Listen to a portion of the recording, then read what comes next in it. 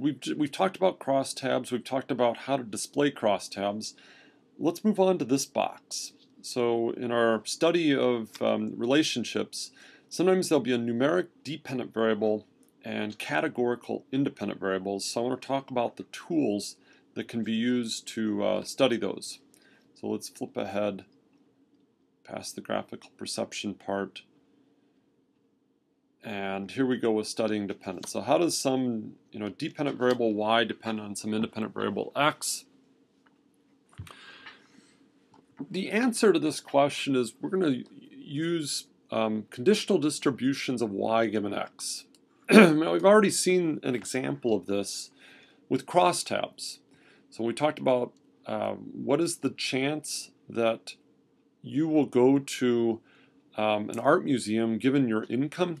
Well, whether or not you go to an art museum is the dependent variable, and income is the x. So we want to understand, how does that dependent variable depend on the x? So when you have a numerical dependent variable, sometimes we'll want the entire conditional distribution, and I can show you how we'll do that with box plots in a minute. But more often than not, all we'll care about is the mean. So what's the mean of y for a given x? So in SPSS, we use compare means. There's some videos that show you all the details of using compare means. In Excel, you can use a pivot table. And in R, you're going to use a function called tapply. So let's not worry about how we do this in various software. Let's focus more on what we get out of it. So let's return to the employee data set for a second. And so what you're going to see is if we compute the mean of salary for each training level, this is what we get. So the way to think about this, back to all this fancy language that I have up here, is we're summarizing the conditional distribution of y, so salary, for a given training level. So what this is saying is if you have low training level, your average salary is about $41,000. Those with medium training level are up to $48,000. Those with high are up to $54,000. So we can think about there's a whole distribution of salary for people with, for example, low training level. We're not really interested in the whole distribution. We're just going to summarize it with the typical value. So what's the typical salary of somebody with low training level? $41,000. Now there's lots of ways that we can summarize this conditional distribution. The mean is by far the most common summary. We could look at conditional medians. And by the way, if you're using SPSS with compare means, you can request the median instead of the mean. And so, okay, the median salary of someone with low training is about $45,000 and so forth. So you get about the same story as before. We can even condition on more than one variable at a time. So we can condition on both gender and training level. So in compare means in SPSS, we'd have two independent variables, salary is the dependent variable. So what this is saying, let me just interpret one of these. If you are a female and you have a high training level, the typical salary is about $54,000, $55,000.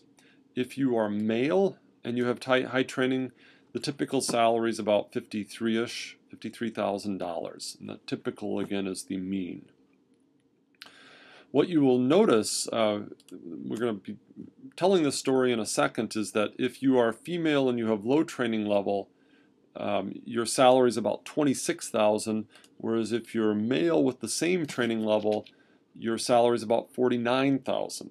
So females with low training levels are paid substantially less than males with the same training level. However, if you have high training level, the salaries are more comparable. At least the mean salaries are more comparable.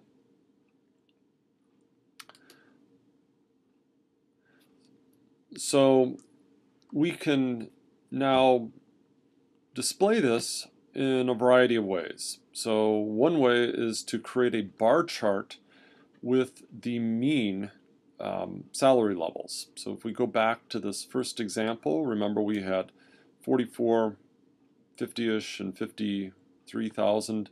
So we could show those three numbers with three bars as is follows. Another way that we could do this is to look at box plots. Now, remember what I said. We're looking at the conditional distribution of y for a given x, and usually we're just interested in the mean. So that's what I said. Sometimes we want more than the mean. If we want more than the mean, box plots are a great way. And we can show the entire distribution, or at least the distribution in a whole lot more detail with a box plot. And there's a lot more detail that can be gleaned for this.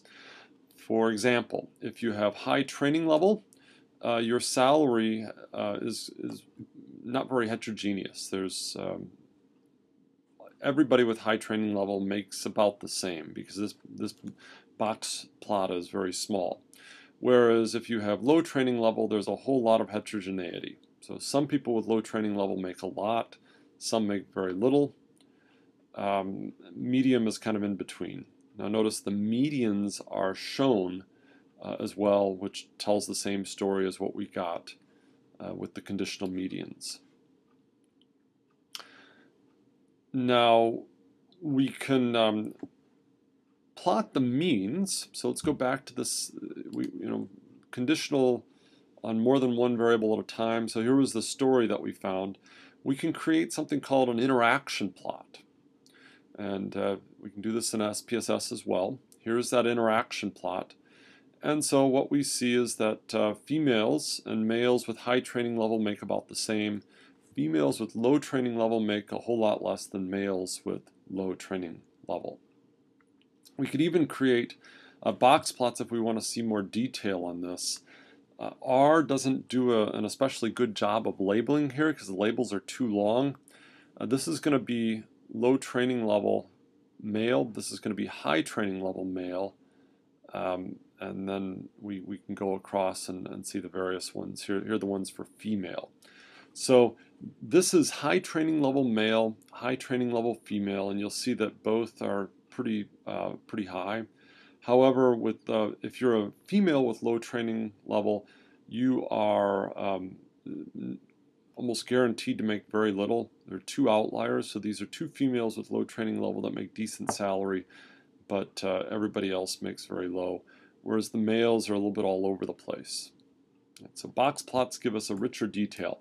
So I like to think about box plots as zooming in on the distribution to give you a lot more detail. An interaction plot or the bar chart here gives you a very high level summary.